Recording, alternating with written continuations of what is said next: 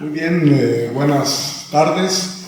Pues continuamos con este Congreso de la Ciencia, con motivo del 65 aniversario de la Facultad de Ciencias y del Instituto de Física y el centenario del doctor Gustavo del Castillo y Gama, en este ciclo denominado 65 años de formar científicos en México.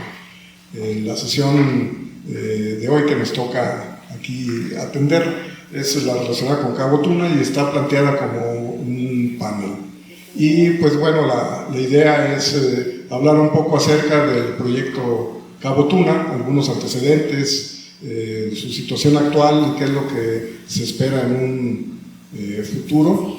Y pues estaremos dando ahí alguna información relacionada con este proyecto, que por cierto es el proyecto, digamos, uno de los proyectos que impulsó Gustavo del Castillo y Gama, un personaje que estamos homenajeando en esta semana con motivo del centenario de su natalicio, y él inicia este proyecto aeroespacial que posteriormente se denominaría y que fue nacionalmente conocido como Cabo Tuna. Esta inicia en 1957, a principios de 1957, con una velocidad pues vertiginosa en cuanto a su desarrollo. Pues a finales de justo de ese año pues se lanzaba el primer cohete con fines científicos en México, lanzados por los entonces estudiantes y profesores de la Escuela de Física, ahora Facultad de Ciencias, y del Instituto de Física. Y esto abría un tanto el panorama de la carrera espacial en el país, que ha tenido una historia de tropiezos y de avances como todo proyecto, pero este proyecto, que requiere una gran envergadura, pues tiene esos matices que valdría la pena estar analizando en estas fechas, ¿no? En la mesa o esta plenaria pues está participando el grupo de trabajo de Cabo Tuna. Es un grupo pequeño que nace o prácticamente se empieza a gestar en base pues a intereses diversos de los participantes, que en un momento voy a estarles presentando, que viene digamos, a anexar este trabajo de Cabo Tuna a través de su entusiasmo, pues prácticamente como actividades extras a sus actividades académicas rutinarias. Entonces este proyecto no es un proyecto central de quienes aquí están participando, más bien son un proyecto, digamos, anexo, en el cual se ha estado confluyendo pues para darle continuidad y revivir toda esta historia que inició en el Instituto de Física, en la Facultad de Ciencias, entonces Escuela de Física, en 1957, y que recientemente se reincorpora a estas instituciones. Ya se estará dando pormenores más adelante. El grupo de trabajo, y que van a estar platicando el día de hoy, es el doctor José Luis Arauz Lara, que es investigador del Instituto de Física y que coordina actividades de trabajo y de gestión, cosas que tienen que ver con gestión y otras actividades relacionadas con Cabo Tuna. Es la parte que coordina, digamos, la parte de la universidad. Una persona que no está aquí, está en la Ciudad de México, pero es quien coordina técnicamente, es el físico Gerardo Saucedo Zárate, quien es uno de los participantes al finalizar la primera época de Cabo Tuna en 1972, dirigía el proyecto y ahora técnicamente vuelve a estar al frente de este programa. Está también Emanuel Vázquez Martínez, son licenciados en Instrumentación y Electrónica de la Facultad de Ciencias, egresados de la Facultad de Ciencias, y participan también en el proyecto, encargándose, pues, bueno, prácticamente del grueso de las actividades, pero tienen un énfasis muy específico, lo que tiene que ver con toda la electrónica, instrumentación y comunicaciones que se tienen que desarrollar en torno a estos desarrollos de vehículos suborbitales o cohetes de sondeo.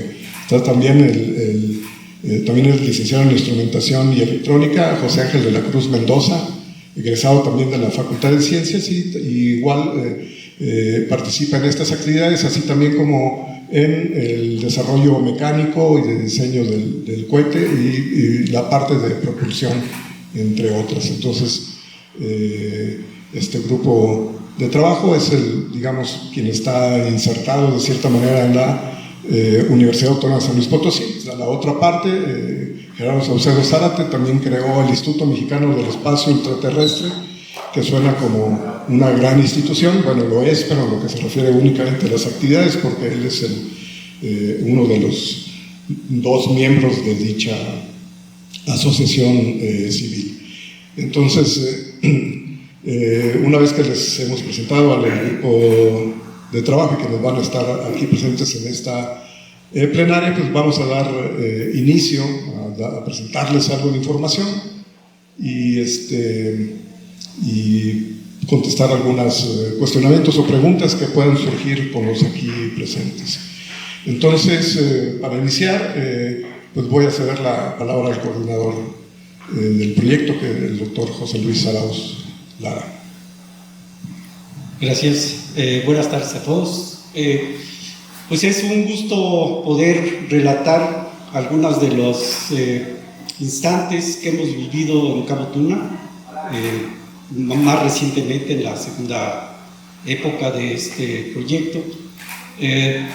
Los que estamos aquí no participamos en la primera época, pero tomamos la herencia que nos dejaron los que participaron en esa muy emocionante primera época del proyecto.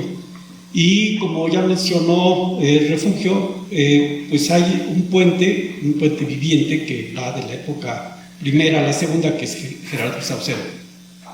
Lo que vamos a hacer aquí es tratar de ilustrar con relatos y algunas fotos y videos, pues cómo ha sido el desarrollo de este proyecto, que como también ya lo mencionó el refugio, pues es un proyecto que se sostiene a base de mucho entusiasmo, mucha energía de parte de los participantes.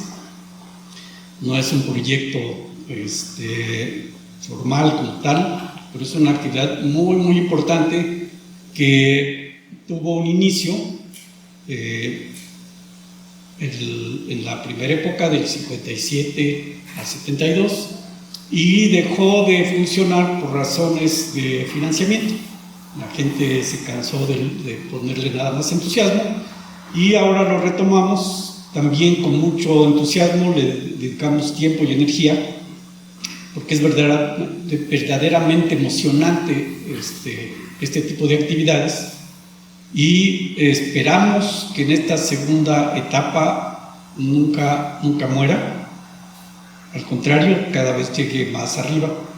Entonces, aquí hay una transparencia donde nos referimos a Cabo Tuna como un proyecto que va de hacedores de lluvia a la conquista del espacio. La primera intención del inicio del lanzamiento de artefactos al cielo no era lanzar cohetes, sino tronar cohetes en el cielo para producir la lluvia. Esa fue la primera intención que se tuvo en este proyecto por allá de mediados del 57. Como se dio este lanzamiento del Sputnik, este proyecto se empezó a tomar una dimensión mucho más importante en el sentido de que evolucionó a lanzar artefactos que alcanzaban pues ya no cientos de metros, sino empezaron a llegar a alcanzar algunos kilómetros. Y en fin, fue evolucionó de manera muy importante para la época, pero terminó. Entonces ahora lo retomamos y nuestra presencia aquí, pues les vamos a relatar algunas de las cuestiones históricas, va a ser refugio, algunas cuestiones técnicas que posiblemente son de interés para que el público que nos vea pues entienda la parte emocionante, la parte realmente de mucha importancia también que tendría el desarrollo de un proyecto como del que estamos hablando para el avance de la tecnología del espacio en nuestro país. Eso lo vamos a ir comentando en estos minutos que tenemos para esta plática. Desafortunadamente, pues la presentación no es en vivo y no vamos a tener preguntas del público, pero nos las vamos a imaginar como qué tipo de información le gustaría tener a los que nos escuchen, a los que nos vean. Entonces vamos a estarnos preguntando y contestando preguntas nosotros mismos, como si fuéramos, de esa manera ojalá les llegue un poco más pues amena y con más detalles que pues, sí, pudieran surgir. Podemos pasar quizás al comentar sobre la primera época del proyecto, y aquí tenemos al experto de la historia de Cabo Tuna, que es Refugio Martínez. Entonces te regreso el micrófono y nos comentas, ¿no?, al público la primera época. Sí, muy bien. Para comenzar con lo que plantea José Luis Arauz, de dar una revisión histórica rápida sobre lo que se considera la primera época de Cabo Tuna, que a su vez se puede dividir en otras subépocas. Pero, digamos, prácticamente las actividades que se desarrollan de 1957 a 1972 es considerada esa primera época, donde se lanzan una gran cantidad de cohetes, con aquel lanzamiento inaugural el 28 de diciembre de 1957 en las afueras de San Luis Potosí, aquí por Soledad, adelante de Soledad. Ahora ya no son tantas las afueras, ya prácticamente está un poco integrada la zona metropolitana, pero en 1957 pues aquellos eran los campos aledaños a la ciudad. Ahí meses después todo no solo esos campos, sino también el programa de cohetes se empezó a conocer como Cabo Nopal o Cabo Tuna, y nombre que ya quedó prácticamente integrado a todo este tipo de desarrollos que se hicieron desde aquella época hasta la actualidad. Y en aquella primera época pues, se lanzaron cerca de 500 cohetes en total, ¿no? Entre las pruebas y lo demás. Fue un auge sumamente importante que creció a mediados de la década de los 60, y se lanzaron una gran cantidad de cohetes de varios tipos, todos ellos de combustible sólido. Aunque al mismo tiempo se trabajaban la posibilidad de estar construyendo cohetes de combustible líquido, que en algo se avanzó y que a estas fechas se vuelven a retomar, más adelante se platicará. Prácticamente todos fueron de combustible sólido y fueron cohetes de 1 y 2 etapas. Aquí a nuestras espaldas está uno de los más chiquitos y es de los últimos que se realizaron. Es un cohete muy pequeño, es de la serie Tiburón, es la penúltima serie de construcción de cohetes que se hizo en aquella primera época. Es un cohete del 1970.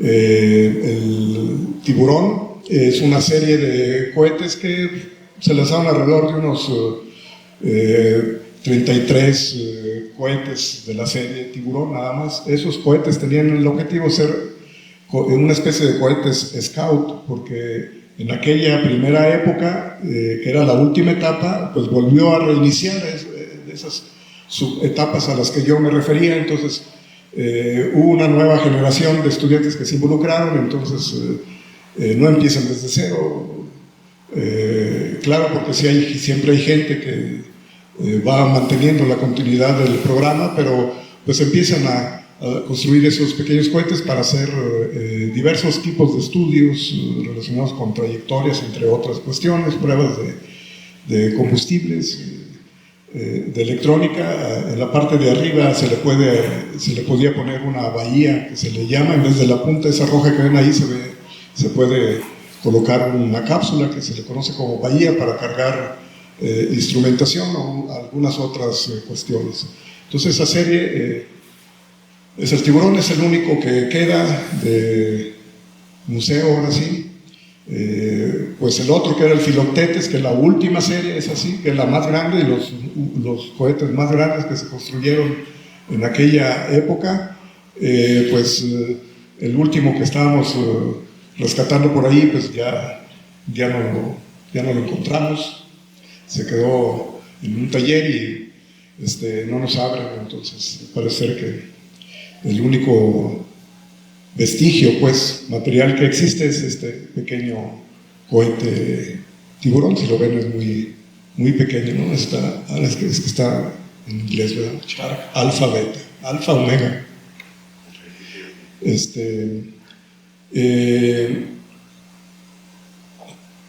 Y entonces se hicieron varias series, de las que están registradas, porque hubo más, es la serie Física, que fue la inaugural. El cohete Física 1 fue el que se lanzó el 28 de diciembre de 1957, y los cohetes posteriores, todos llevaron el nombre de Física 1, 2, 3, etc. Después ya nada más era el cohete Física, y tenían, a lo mejor aquí vamos a ver algunas imágenes. El número era costumbre anotarlo en las aletas, y era la manera de poderlos diferenciar. De los registros gráficos, de esos sí existen, porque como el programa se hizo famoso muy rápidamente a nivel nacional y coincidió con un auge coheteril prácticamente en todo el país, en muchos lados se empezaron también a construir y a usar cohetes. Urias también nos platicaba de sus andanzas en Chihuahua, también en la construcción de cohetes. Entonces en Querétaro, en muchos otros lados también hubo este auge, y entonces el registro gráfico se hizo más o menos importante. Revistas a nivel nacional, hay una de 1958, de los jueves de Excelsior, en un suplemento que tenía el periódico Excelsior. Tiene todo un suplemento dedicado a los lanzamientos aquí en San Luis Potosí, y registra una serie de fotografías del despegue de los cohetes, que eso era difícil de lograr, porque los cohetes no salen como los que acostumbramos ver en la televisión, muy despacito, controlado, sino que estos prenden y salen sumamente rápidos. ¿Sí, Manolo?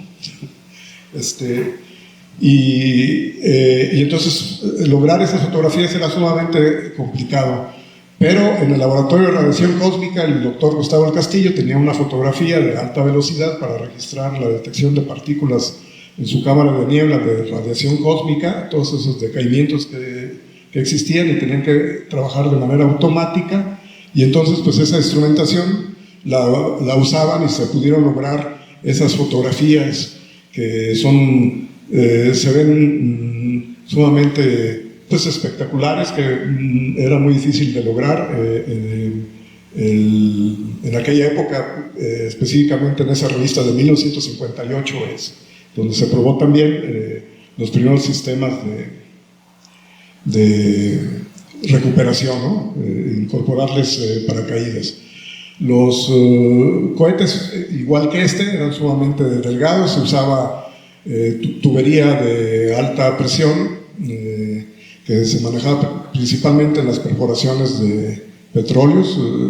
Gustavo del Castillo, Candelario Pérez tenían relaciones con petróleos mexicanos, incluso Petróleos Mexicanos también financiaba de cierta manera los primeros trabajos de física aquí en San Luis, y pagaba parte también del salario de Gustavo del Castillo, y pues todos los cohetes más o menos son de ese tipo, ¿no? Ahí se ven fotografías de varias épocas, desde 1957 a la izquierda hasta 1963, la que está a colores, que es parte de una película también que registraron con las cámaras que habían en física en aquel entonces, que pertenecían a Gustavo del Castillo. Y la del medio, pues es el último cohete, esa torre que quienes deambulaban por ahí por la zona universitaria, pues se hizo muy común observarla diariamente. No era de adorno,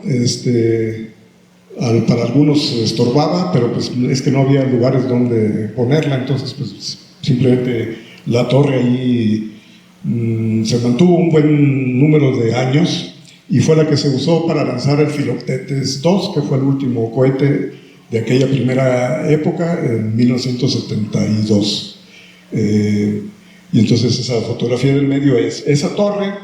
Entonces se convierte en una torre histórica con cierto sentido romántico, digamos, para quienes participaron justo en ese lanzamiento. Ahí hay gente que estuvo en la escuela.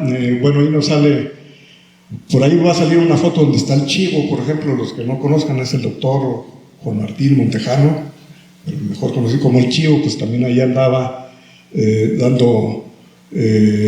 apoyando, iba a decir dando lata, pero ahí apoyando. Y en la fotografía del medio, que son los más modernitos, pues, los estudiantes más modernitos, se alcanza a distinguir a Héctor Amaro, que estuvo un tiempo también en el Instituto de Física, en la parte técnica, y en la Facultad de Ingeniería. Él ya murió. Y el de la izquierda, la parte de la fotografía del medio, el de la izquierda, sí, es Gerardo Saucedo, cuando era joven. Él es el que dirigía ese proyecto de Philoctetes 2 y es el que en la actualidad le da continuidad a este proyecto actual de Cabo Tuna, que ahora es el director técnico, digamos, de esta nueva época de construcción de cohetes de nueva generación. Ya no son esos cohetes como los que alcanzamos a ver ahí. Otro personaje también de los que perduran aún todavía en nuestras instituciones, en la fotografía de color, aunque por ahí no se distingue muy claramente, pero está el doctor Cisneros, cuando ingresó como estudiante de física, entonces por ahí andaba él como estudiante en aquella época, pues acompañando a los jóvenes a lanzar cohetes. Y por cierto también editó un boletincito que se llama El Cuetón. Por aquí tenemos ahí, pues sí, muéstrelo, que sea así de lejos, El Cuetón, un boletín de los estudiantes de la Escuela de Física, y un pequeño boletín.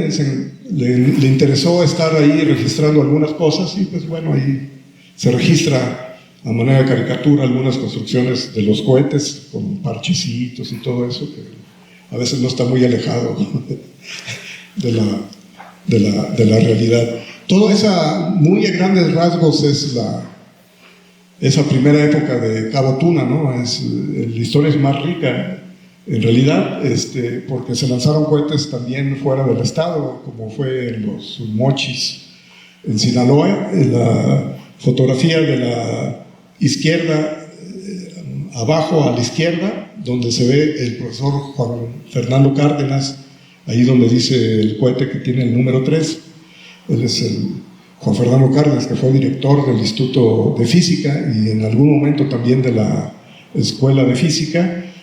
Y también estuvo al frente del proyecto Cabo Tuna a mediados de los 60s. Lanzaron esos cohetes allá en el estadio de béisbol de los Mochis, Sinaloa, festejando el aniversario número 50 de aquella ciudad.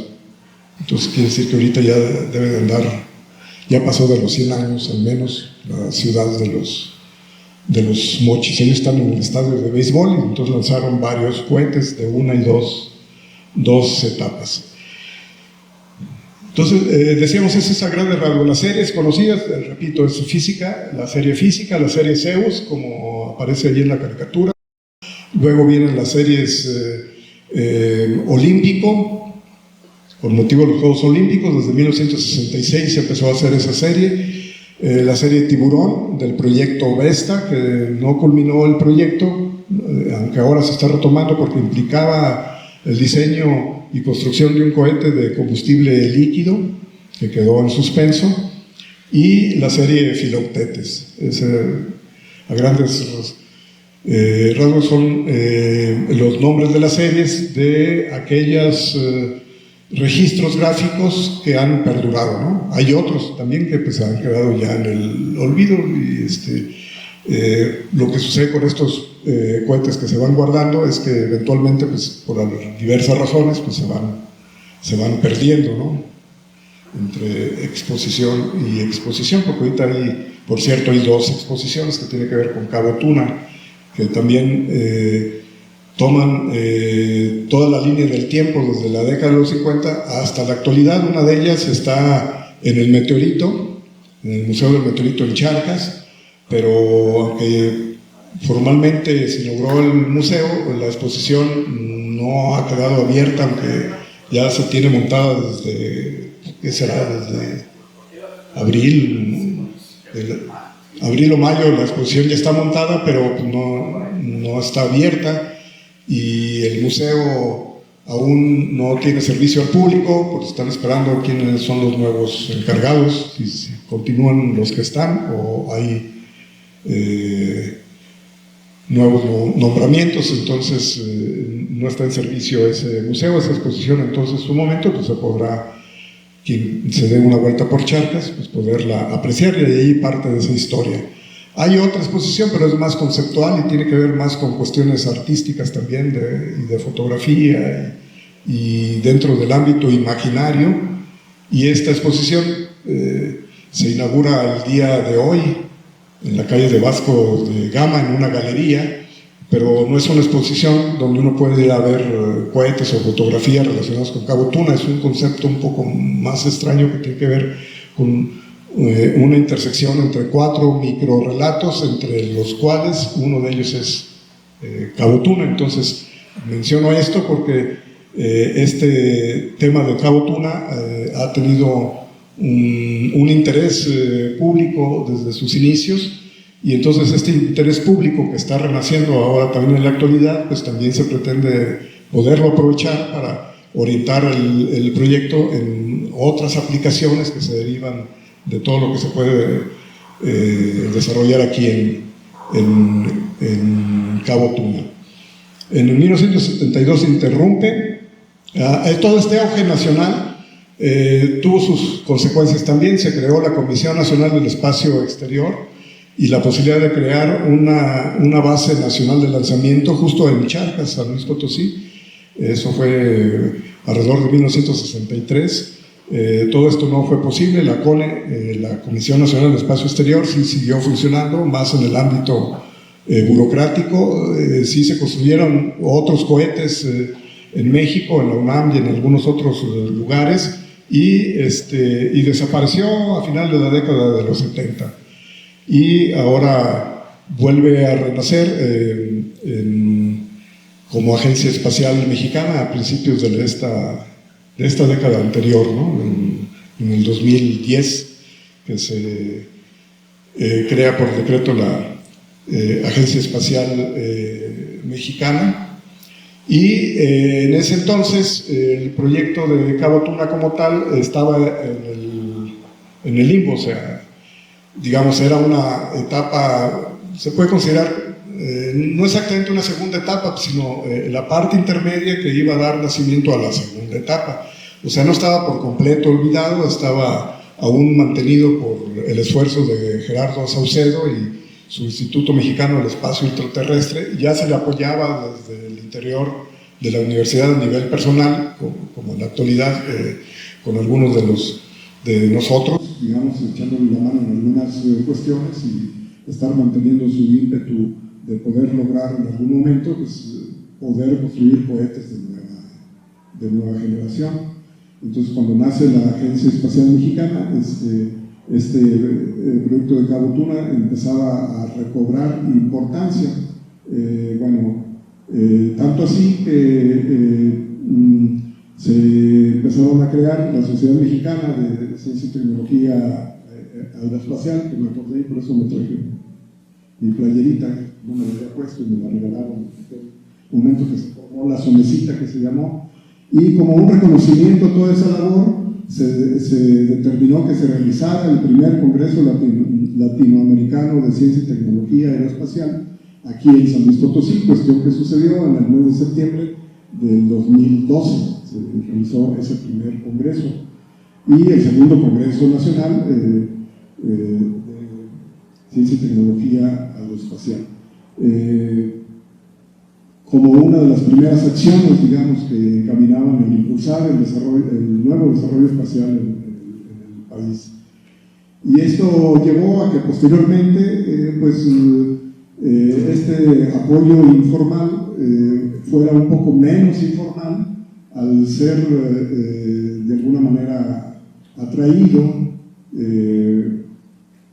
por el Instituto de Física, no del todo formal, digamos, pero sí atraído, cobijado por el Instituto de Física a través de José Luis Arauz en el 2016, y a partir de ahí prácticamente nace la segunda época de trabajo de Cabo Tuna, que ha sido una carrera sumamente intensa, digamos. En poco tiempo se ha podido hacer, materializar cosas a pesar de los precarios apoyos económicos con que se cuenta, ¿no?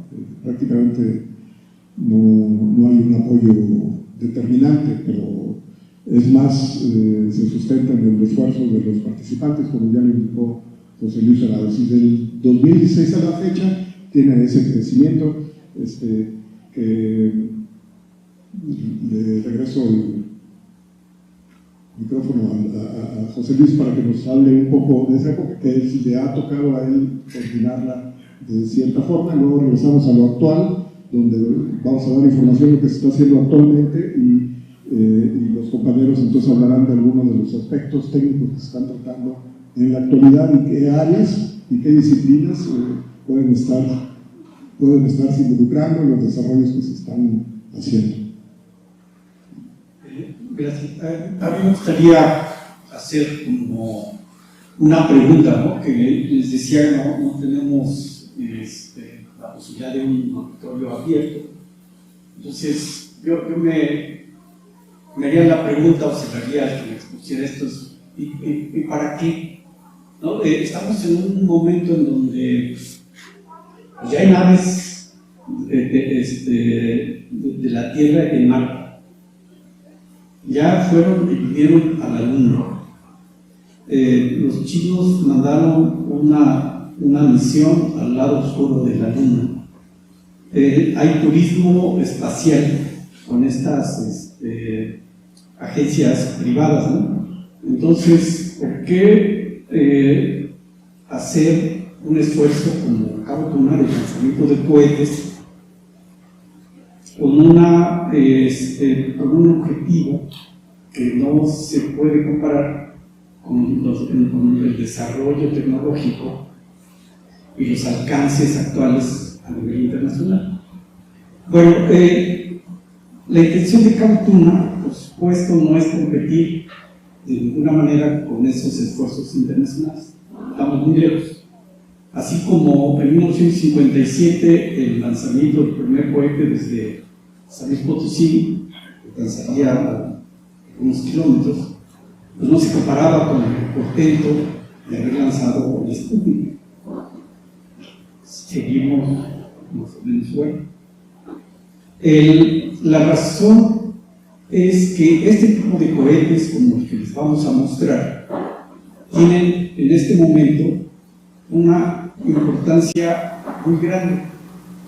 Son cohetes que tienen la capacidad, para el desarrollo que logremos con este tipo de cohetes, van a tener la capacidad de llegar al espacio. ¿Eso qué quiere decir? Sobrepasar los 100 kilómetros. Y estamos hablando no solamente de 100 kilómetros, 200, 300, 400, no miles, sino cientos de kilómetros. Pero eso ya será suficiente para hacer pruebas de muchas cosas, pruebas de experimentación de varios tipos a gravedad prácticamente cero. Se van a poder probar fármacos, reacciones químicas, materiales, posiblemente algún tipo de experimentación biológica con células o cosas así. Se va a probar, es posible probar electrónica, funcionamiento de dispositivos electrónicos con intención de ponerlos en el espacio para alguna aplicación, y que la gente ya en México ha estado desarrollando. Y la cuestión es cómo se sube, cómo se prueba que funcionan estos aparatos que se hacen aquí en la Tierra, en el espacio. Bueno, este tipo de cohetes no son muy grandes, no son muy costosos, no son muy difíciles de hacer, pues van a tener esa capacidad de poder subir al espacio, experimentación, e incluso en algún momento poder poner en órbita satélites de comunicación, de estos nanosatélites, ahora son pequeños. Entonces, en ese sentido, tienen una ventana de oportunidad tecnológica y práctica, y también para un desarrollo propio de tecnología espacial de nuestro país. Le puede dar una ventaja de autosuficiencia en materia de telecomunicaciones, porque si ya hacemos satélites y los podemos subir, pues ya tendremos una oportunidad de desarrollo tecnológico propio. Pero además, el desarrollo de la tecnología espacial pues arrastra consigo mismo el desarrollo de muchas otras tecnologías, porque no va a ser, ¿no? Hay que estudiar materiales, ver este asunto de los combustibles, diseño de los cohetes, en fin, hay una gran variedad de posibilidades tecnológicas que se arrastran con este tipo de proyectos. Entonces tiene su ventana de oportunidad, no es una cuestión de añoranza nada más hacia lo que pasó toda esta época de cohetería de los años 50, 60, sino tiene también una importancia actual, a pesar de que no vamos a llegar a la Luna, a pesar de que no vamos a ir a Marte y no vamos a subir a ningún individuo al cohete. Tiene un objetivo muy claro y muy importante: contribuir al desarrollo tecnológico autosuficiente de México en la dirección de telecomunicaciones, y contribuir a que muchos investigadores de nuestro país y posiblemente de otros países puedan poner experimentaciones en práctica a gravedad prácticamente cero. Entonces, ese es el objetivo, de Cabo Tuna, hacer eso.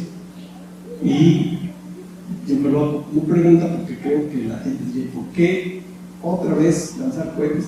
Y luego requisitos que van a subir por aquí por allá y no nos van a llegar a Júpiter, ¿no?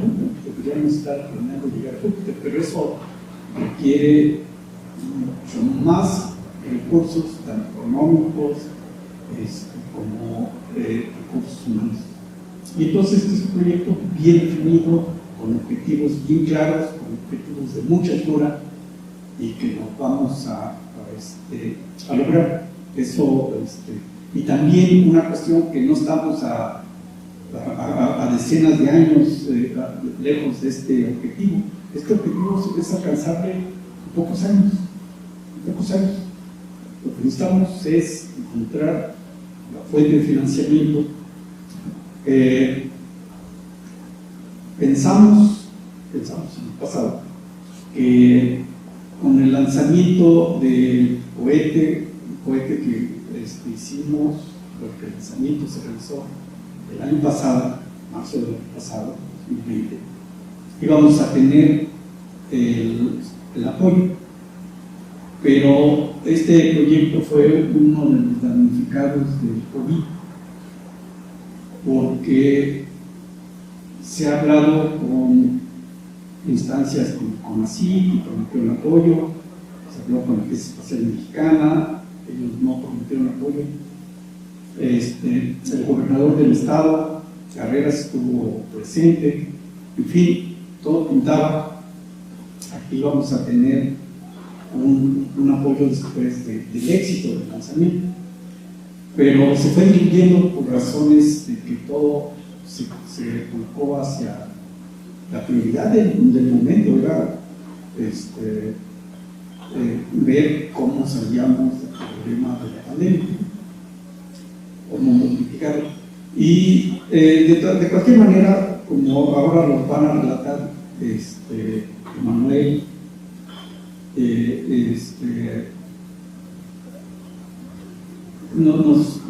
cómo sean las cosas que hemos estado avanzando.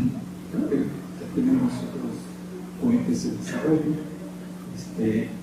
Nuestro ingeniero estrella Ángel de la Cruz también les va a relatar algunos aspectos del desarrollo de los cohetes que estamos haciendo ahora.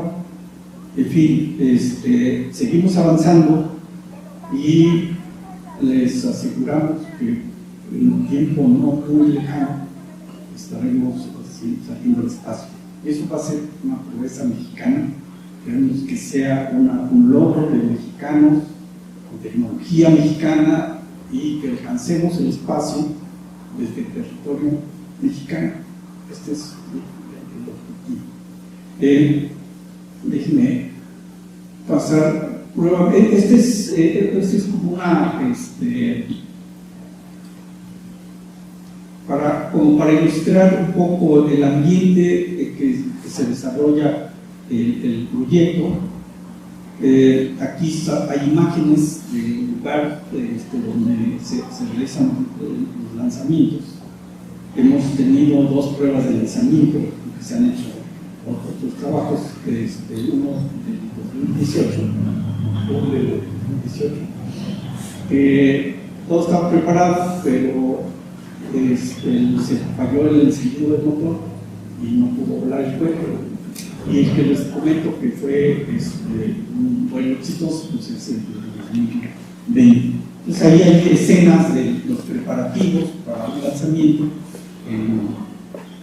no en el día de lanzamiento, sino días previos, ahí se ve la gente trabajando. Eso es, esta es la prueba de lanzamiento que les decía del año pasado, el 14 de marzo. Y estas son fotografías, son collages de fotografías de la gente preparando el lanzamiento, observando ahí cómo van ocurriendo las cosas, se ven preparativos. Y realmente nos gustaría transmitirle a todos lo importante y lo emocionante que es pues, estar involucrado en este proyecto de alguna manera. Entonces, bueno, vamos a, como les decía, refugio en Charcas se construyó un museo, el Museo Interactivo del Meteorito, y ahí hay una sala dedicada a Cabo Tuna, en donde pueden ver todas estas fotografías que les acabo de mostrar. Estas están ahí en el museo. Y además hay una sala también que es temporal, en donde tenemos mostrando el cohete que se lanzó. Y ahí en Cabo Tuna, ahí en el museo, se puede ver un video, que es lo que les voy a mostrar ahora. Entonces decía, este video lo pueden observar, lo pueden ver ahí en la exhibición en el Museo del Meteorito de Charcas, en la sala temporal. Y es algo de lo que ya hemos estado aquí comentando en la parte inicial, la época inicial. Se ve la gente ahí trabajando sobre la instalación de los cohetes, varios de ellos.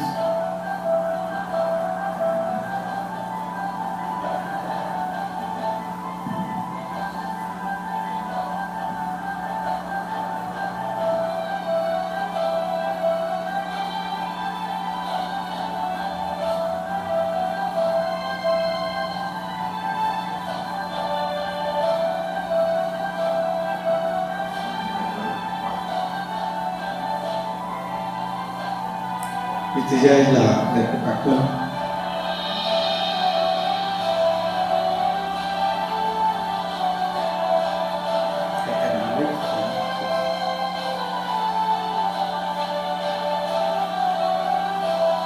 Este es el cohete que intentamos lanzar en el 2018. Llega el gobernador a presenciar el lanzamiento.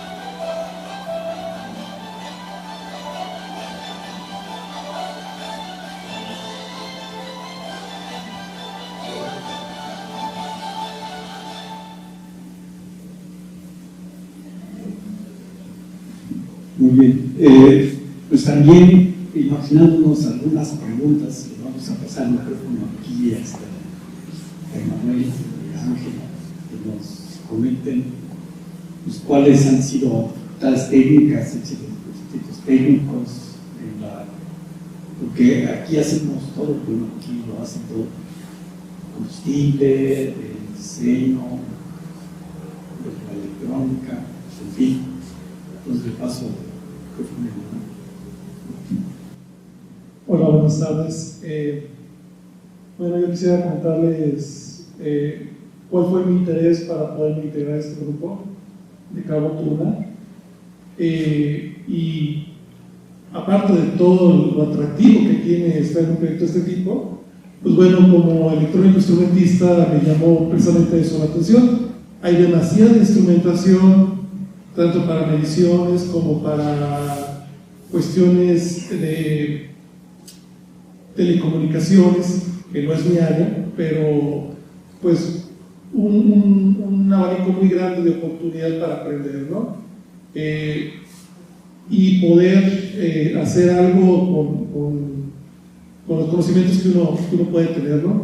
A partir de que me agrego al grupo de Cabo Tuna, pues bueno, veo otro tipo de necesidades, de las cuales también, por ejemplo, la cuestión de maquinados, manejo de máquina para desarrollo del cohete, pues también me llama la atención, aunque siempre tuve la oportunidad para manejar ese tipo de máquinas, pues no tenía una preparación formal como tal, ¿no? Entonces hay muchas cosas en las cuales uno podía interactuar en este grupo y aprender, ¿no? Muy interesante, muy emocionante todos los eventos, desde la preparación del equipo para hacer las mediciones de las pruebas estáticas, para poder verificar el comportamiento del motor, del combustible. Muchas sorpresas también que estuvimos llevando por ahí, que es parte del aprendizaje y que nos ha permitido pues, llegar a lo que fue el 14 de marzo del 2020, ¿no? El lanzamiento con éxito del cohete Fénix Alejandro Pedrosa. Si bien es cierto, fue un éxito, yo me quedo con algunas inquietudes porque pues no tuvimos la oportunidad de obtener mediciones por el daño de la computadora que se montó, ¿no? Las mediciones de vuelo también se perdieron en esta prueba y bueno, en base a los cálculos teóricos que se desarrollaron, pues pudimos determinar altura máxima, velocidad. Una de esas mediciones que fueron indirectas fue lo que mencionaban anteriormente, que bueno, no es un lanzamiento como lo que tenemos normalmente, que va poco a poco, sino que una vez que se hace la ignición, se dispara prácticamente el cohete y alcanza velocidades muy elevadas, ¿no? Esa medición que les digo de forma indirecta que se obtuvo, pues bueno, fue alcanzar la velocidad de la luz, ¿no? Del sonido, perdón. la velocidad del sonido. Es típico una pequeña explosión que se escucha cuando, o una gran explosión cuando se alcanza esa velocidad, y estar en vivo y escucharlo, pues es impresionante, ¿no? Ya más adelante nos dieron el dato de que sí, por ahí alguien nos habían dado, estaban verificando que habíamos alcanzado esas velocidades, ¿no? De los problemas técnicos, pues son muchos. Yo inicialmente me adentré a la cuestión del encendido y posteriormente a la cuestión de la recuperación. Y bueno, en el primer evento, que fue en el 2018, que en 26 de octubre del 2018, si no me recuerdo, tuvimos un problema de encendido. El 25 intentamos la prueba estática, no lo pudimos desarrollar en la noche. Veníamos de regreso, nos cayó una super tormenta en el desierto con bastante hielo, nos llenó la camioneta de hielo, se humedeció el material, el combustible, los sistemas de encendido, y el siguiente día pues eso no funcionó, ¿verdad? Pero bueno, fue parte del aprendizaje, no nos quedamos con esa espinita. Una semana posterior hicimos una prueba estática con 1 y 2 cartuchos, y los cuales podíamos verificar que los cálculos que se habían desarrollado pues eran correctos, ¿no? Que sí obteníamos el empuje en base a lo calculado por cada cartucho de material de combustible sólido. Y bueno, eso fue a partir de 2018, seguimos trabajando hasta poder obtener una prueba estática completa, que fue en el 2019, en octubre también, si mal no recuerdo, y pues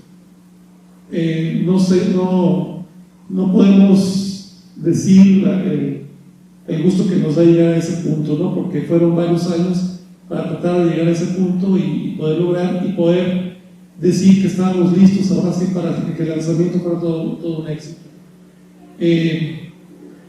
Esa prueba estática fue reducida, de personal muy reducido, precisamente porque hay riesgos inherentes en todo esto, ¿no? Entonces quisimos hacerlo de la forma más segura posible, y es impresionante.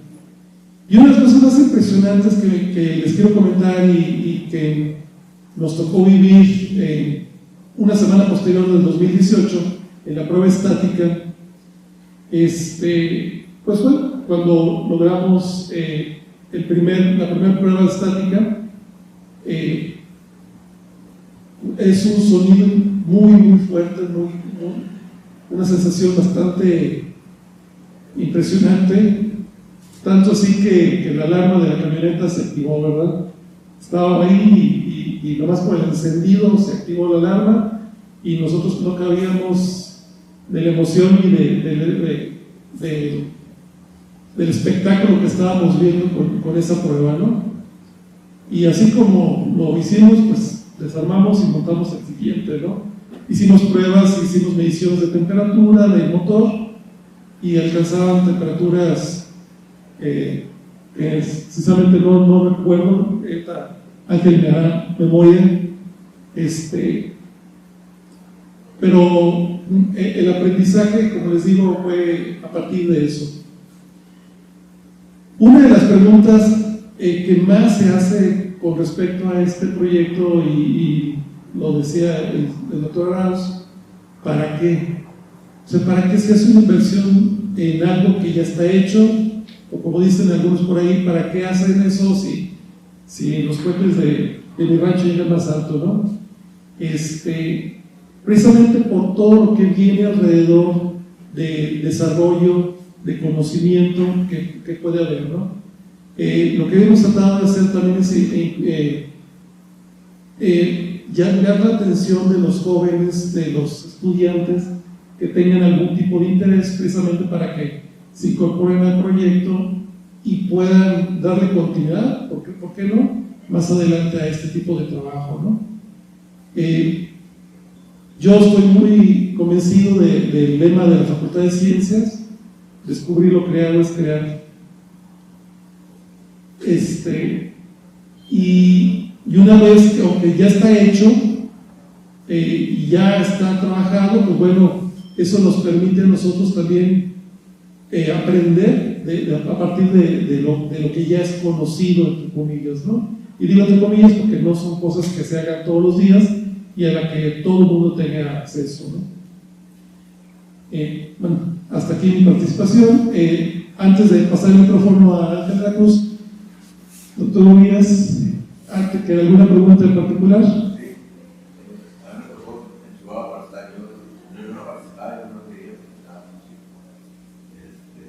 Y luego de pronto era una verbena de madrugada, porque no se acaban de planito de eso.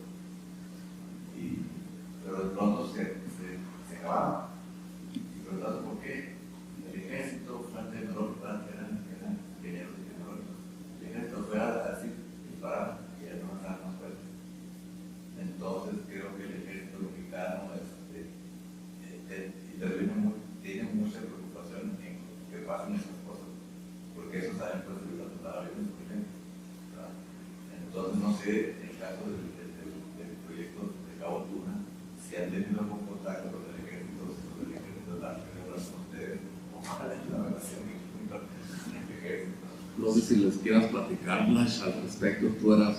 Sí, o sea, hay restricción. De hecho,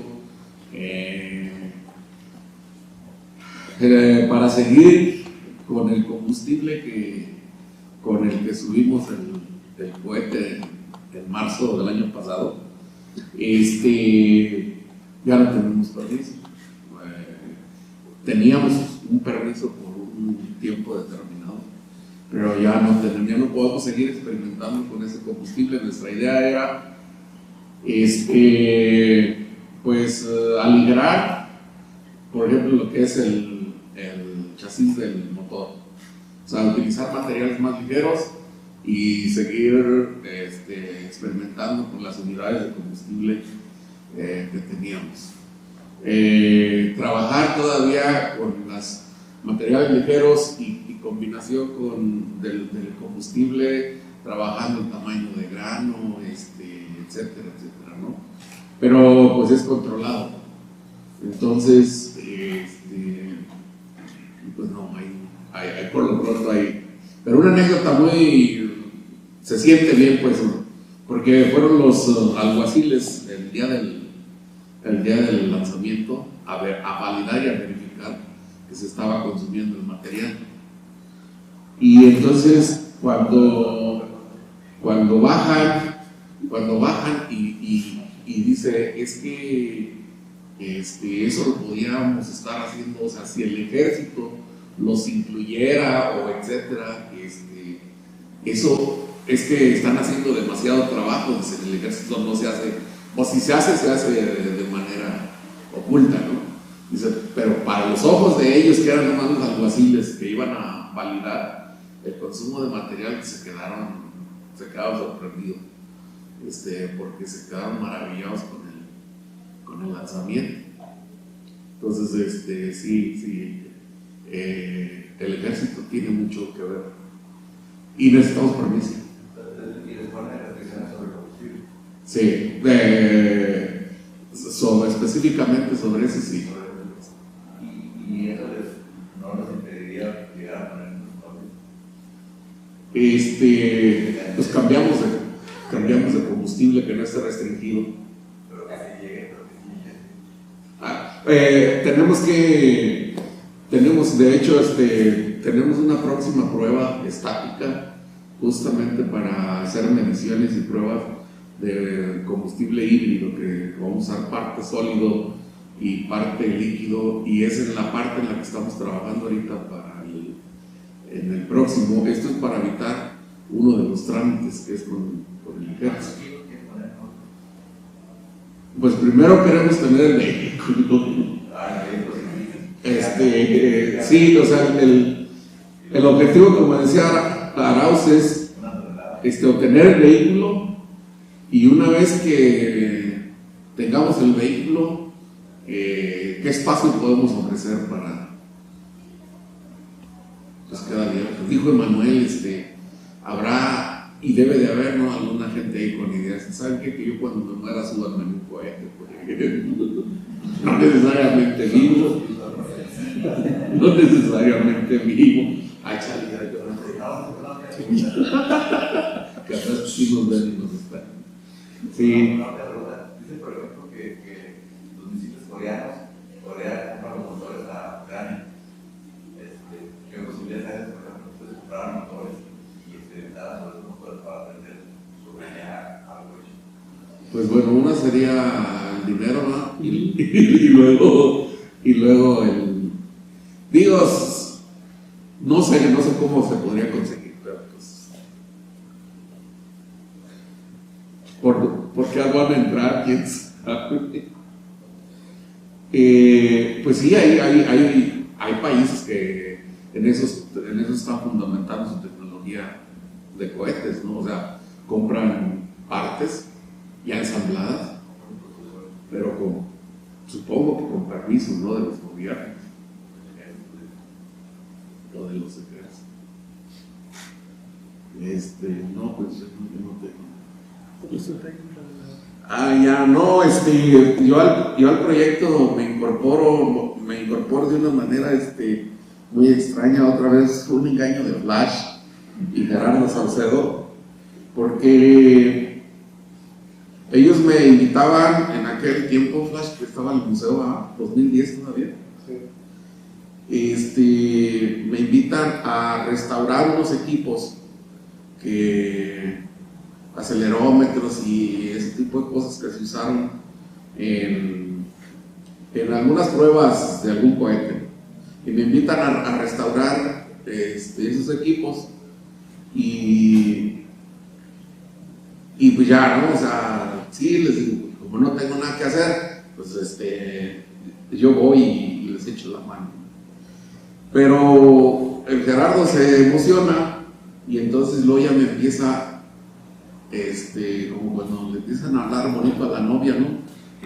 Mira, aquí vas a aprender esto y vas a...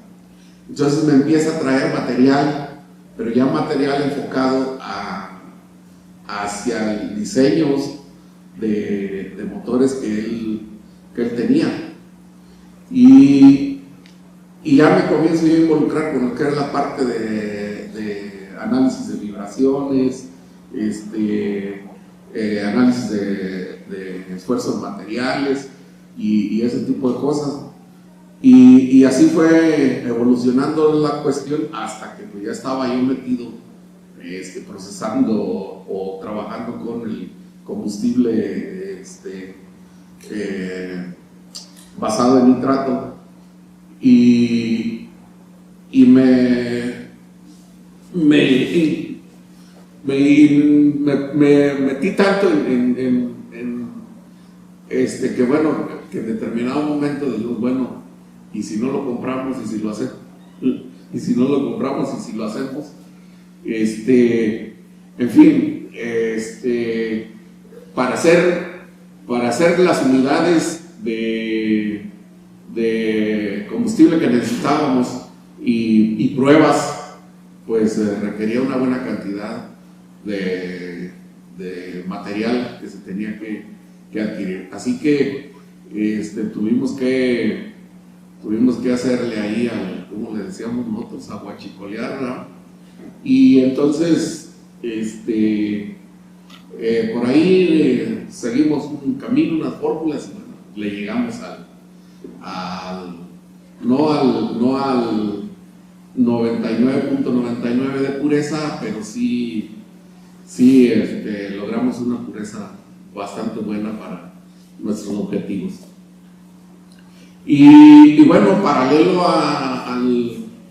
a trabajar con el combustible sólido, pues también estaba en el lado de la mecánica y el maquinado de las partes del motor, que había que, si el maestro tornero se equivocaba, pues el trabajo ya se había pagado, ya se había hecho, así que había que corregir, porque si no, se iba a hacer otro trabajo, el que había que pagar.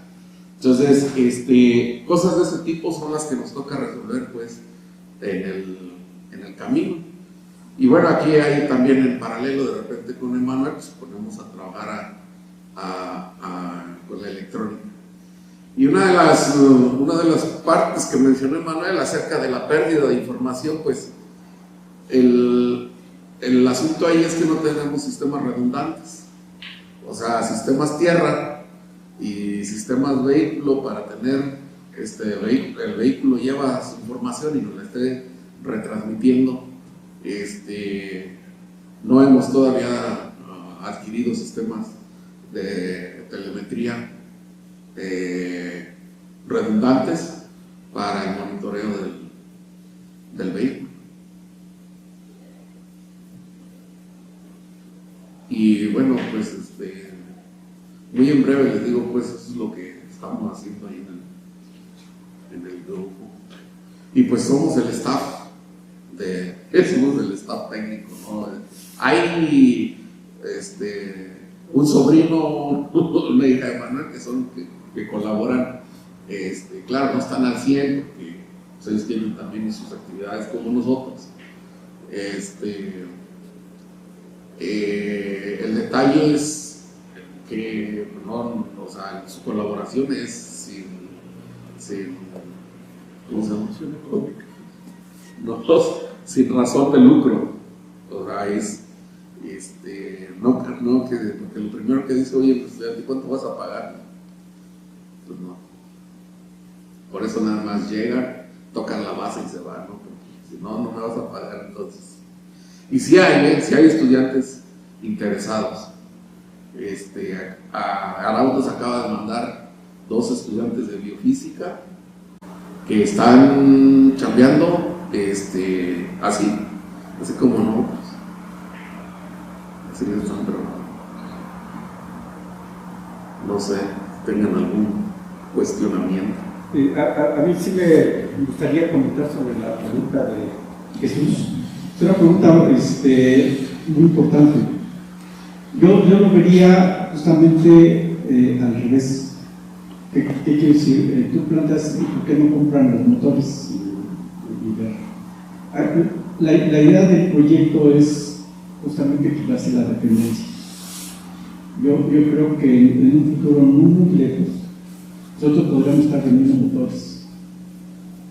¿No? Eso, o sea, el cohete que vieron volar tiene esa virtud.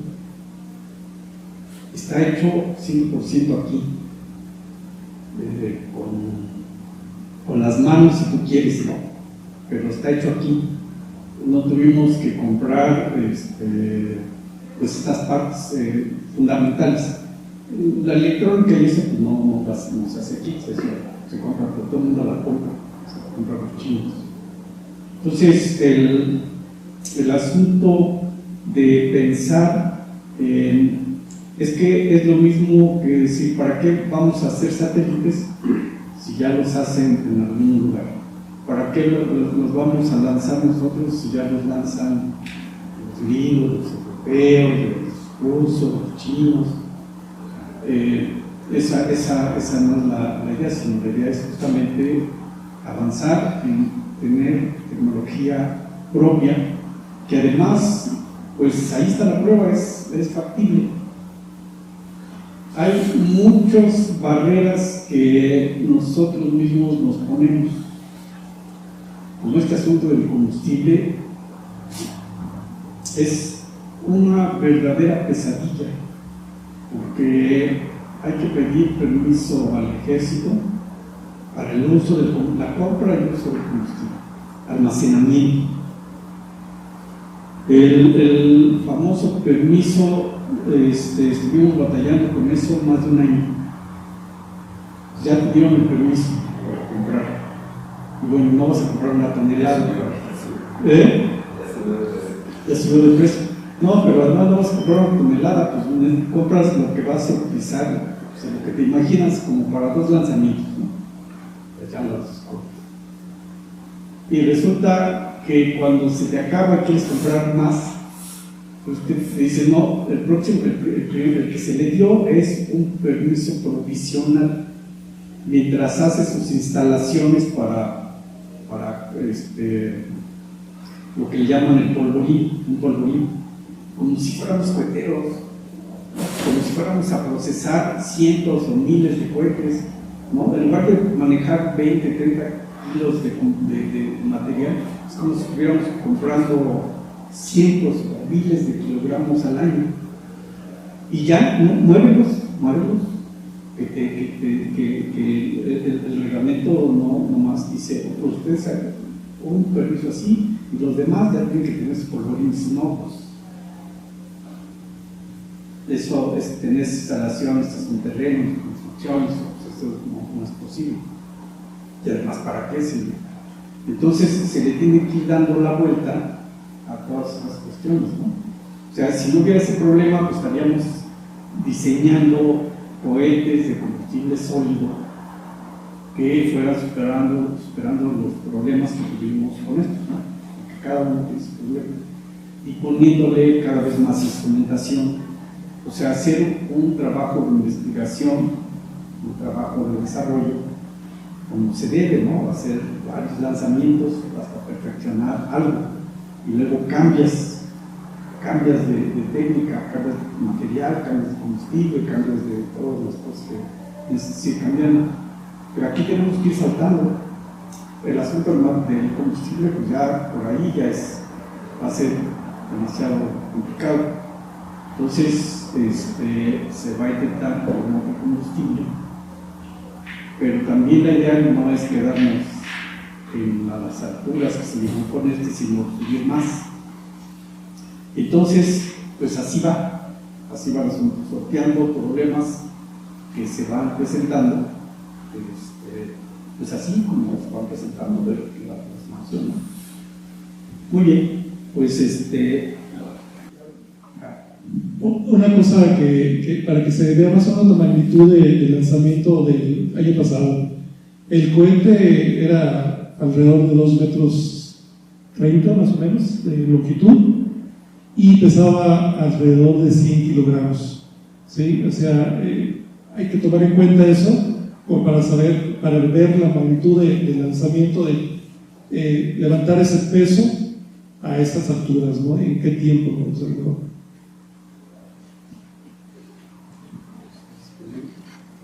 Estamos llegando al final segundo del tiempo para no extendernos, porque sigue otra actividad presencial aquí mismo, que es la presentación de los libros de Urias y Mariana.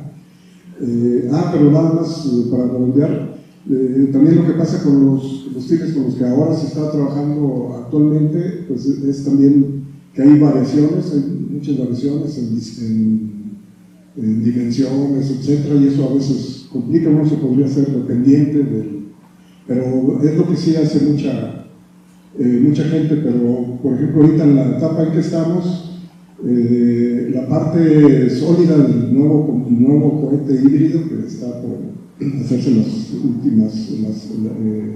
las pruebas ya hidrostáticas y estáticas, la parte sólida de las donas, desarrollamos un método de fabricación de esas donas. Parece ser que es más eficiente que los que se usan en otros lados. Entonces también te da por ahí cómo ir optimizando los procesos de fabricación y entonces tener posibilidades de vender o al menos los diseños de los aparatos con los que se hacen los combustibles. Y por ahí parece ser que está dando buenos resultados en lo que es la caracterización física. No falta que funcione en la práctica. Pues entonces prácticamente vamos a cerrar la sesión agradeciendo al grupo de trabajo de Cabo Tuna y pues vamos a ver qué sucede en el futuro, ¿no?